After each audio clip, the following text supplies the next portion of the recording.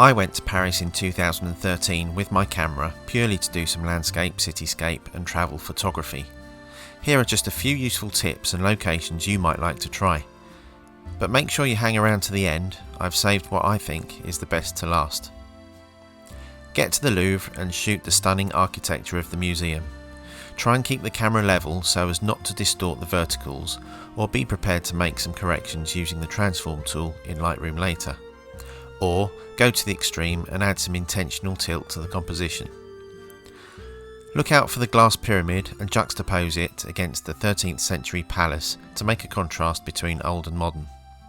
Use the glass or the triangular pools of water to your advantage for reflections in your composition.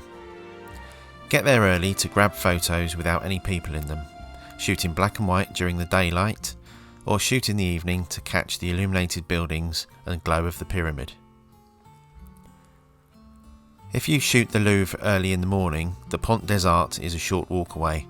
It's a pedestrian bridge linking the Louvre with the Institut de France. When I shot this bridge, the side railings were famously covered with over 1 million love locks, but in 2015 all these padlocks, weighing an impressive 45 tonnes, were removed and replaced with panels. Be patient, wait for everyone to cross the bridge, or wait for a lone character to walk by. Some Photoshop work may be required to remove a number of unphotogenic waste bins along the sides of the bridge.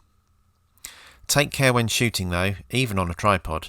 Passers-by tend to vibrate the wooden planks of the bridge which your tripod may be stood on. When I went to Paris with my camera in 2013, I was lucky enough to shoot the Notre Dame in all its splendour. I shot it from the Pont de l'Archevêché, using long exposures at sundown of a glorious summer's evening. It seems like one of the best locations to shoot from, but sadly, due to the fire in April 2019, the cathedral will be covered in scaffolding for some time to come. Nonetheless, I'm sure it will be a great place to photograph from once the restoration has been completed.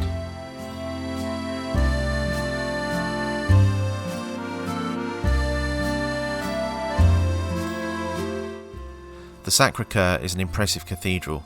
Shoot it in black and white during the day and play around with wide angles, close-ups and creative angles and compositions.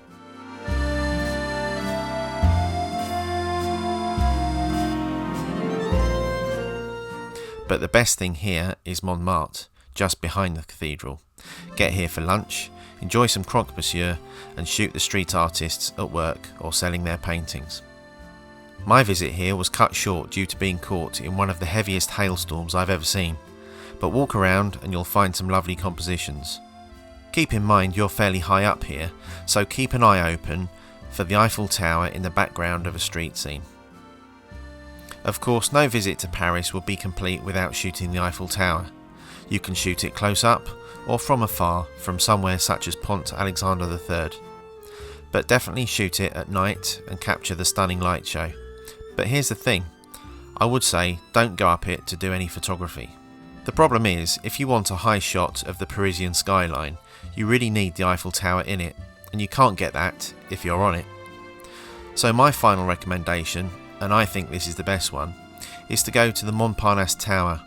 It's great for photography because there is a viewing platform right on the top, and although you are protected from the elements by glass walls, there are gaps between the glass panes.